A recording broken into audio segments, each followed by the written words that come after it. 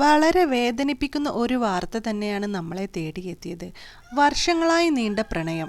ഒരുമിച്ച് ജീവിക്കാനായി ഒരുപാട് സ്വപ്നം കണ്ടു. അവസാനം 2 മാസങ്ങൾക്ക് മുമ്പ് വിവാഹവും കഴിഞ്ഞു. രാജേഷ് എന്ന 23-കാരൻ്റെയും കൃഷ്ണ എന്ന 18-കാരിയുടെയും മരണവാർത്ത കേട്ട് നാടാകെ ഞെട്ടി.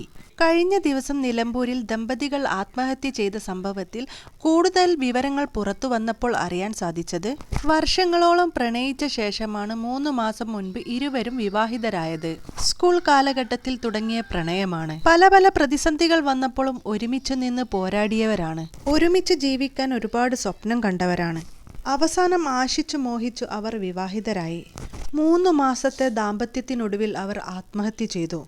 ഇരുവരെയും അറിയുന്ന നാട്ടുകാരും ബന്ധുക്കളുമൊക്കെ ഞെട്ടിപ്പോയി. ഇരുവർക്കും എന്താണ് സംഭവിച്ചത്? അത്രയേറെ ഫൈറ്റ് ചെയ്തിട്ടാണ് ഈ വിവാഹം നടന്നത് തന്നെ. നിലമ്പൂർ മണലോടി കറുത്തടത്ത് നടരാജന്റെയും സത്യഭാമയുടെയും മകനാണ് രാജേഷ്.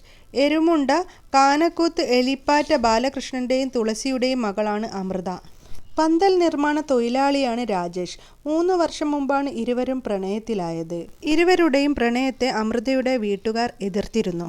മകളുമായിട്ടുള്ള ബന്ധത്തിൽ തങ്ങൾക്ക് താല്പര്യമില്ലെന്നും ഒഴിഞ്ഞു പോവണമെന്നും രാജേഷിനോട് അവർ അഭ്യർത്ഥിച്ചിരുന്നു. എന്നാൽ രാജേഷ് ആ ബന്ധത്തിൽ നിന്നും പിന്മാറാൻ തയ്യാറായിരുന്നില്ല.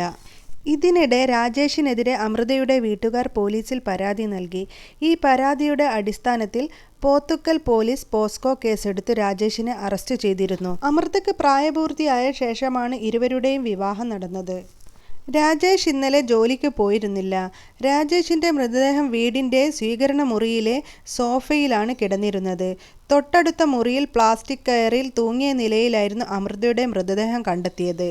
ഇരുവരും ആത്മഹത്യ ചെയ്തിരിക്കാമെന്നാണ് പ്രാഥമിക നിഗമനമെന്നും സ്ഥലം സന്ദർശിച്ച ഡിവൈഎസ്പി ഷാജു കെ എബ്രഹാം പറഞ്ഞു.